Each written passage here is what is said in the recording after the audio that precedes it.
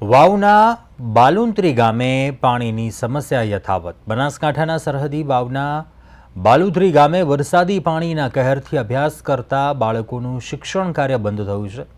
ગામ લોકો પરેશાન થયા છે। વરસાદે વિરામ લીધાને દિવસો વીતી ગયા, પરંતુ વહીવટીતંત્ર દ્વારા પૂર પીડિતોને કોઈ સહાય પહોંચી નથી। બનાસકાંઠા જિલ્લાના સરહદ વિસ્તારમાં શરૂ થયેલા 48 કલાક સુધી અતિભારે વરસેલા વરસાદે કહેર મચાવી દેતા વાવ, થરાદ, સોઈગામ, ભાભર તાલુકાના હજુ પણ કેટલાક ગામડાઓ વરસાદી પાણીમાં ગરકાવ છે, જેમાં લોકોના રહેણા ઘરો તેમજ ખેતરો જળબંબાકાર થયા છે, જેમાં લોકોને જીવન જીવવું મુશ્કેલ બન્યું છે। વાવ તાલુકાના બાલુંત્રી ગામ હજી સુધી વરસાદી પાણીમાં ગરકાવ છે। ગામના લોકો જણાવી રહ્યા છે કે વરસાદી પાણીએ મચાવેલા કહેરથી વરસાદી પાણી ઓસરતું નથી। વરસાદી પાણી કાળું બની જતા દુર્ગંધ મારે છે। મચ્છરોનો ઉપદ્રવ વધી રહ્યો છે, જેને કારણે રાત્રે ઊંઘી શકતા નથી।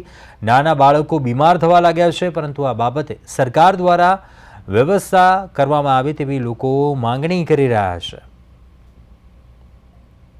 મારું નામ છે રાવળ વિજયભાઈ પૂર્ણભાઈ બાલોત્રી અને આ વરસાદના લગભગ 21 દિવસ બાદ હજી સુધી અમારા ઘરે ઘૂંટણસામાં પાણી ભરાયેલ પડ્યા છે અને આ નવરાત્રિનો એવો પર્વ તહેવાર ચાલુ છે અત્યારે અમે ઘર છોડી અને બહાર રહીએ માતાના દીવા ધૂપ કરી આટલા પાણીમાં આવવું પડે છે।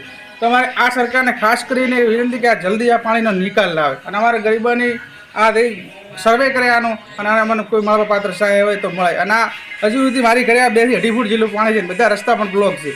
ભાઈ શંકરભાઈ દરજી, ગામ બાલુંત્રી। અમારા ગામની અંદર છેલ્લા 21 દિવસથી હજી સુધી આ તંત્રે કોઈ પાણીનો નિકાલ કર્યો નથી અને 21 દિવસથી અમારા ગામની સ્કૂલ બંધ છે। અમારા છોકરાઓનું ભવિષ્ય બગડી રહ્યું છે।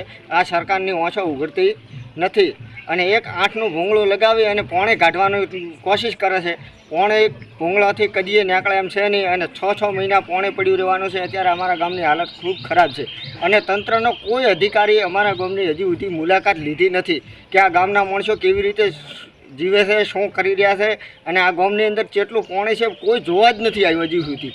એટલે મીડિયાના માધ્યમથી મુખ્યમંત્રી સાહેબને ખબર પડે કે આ બાલુંત્રી ગામ છે તો ગુજરાતમાં ને।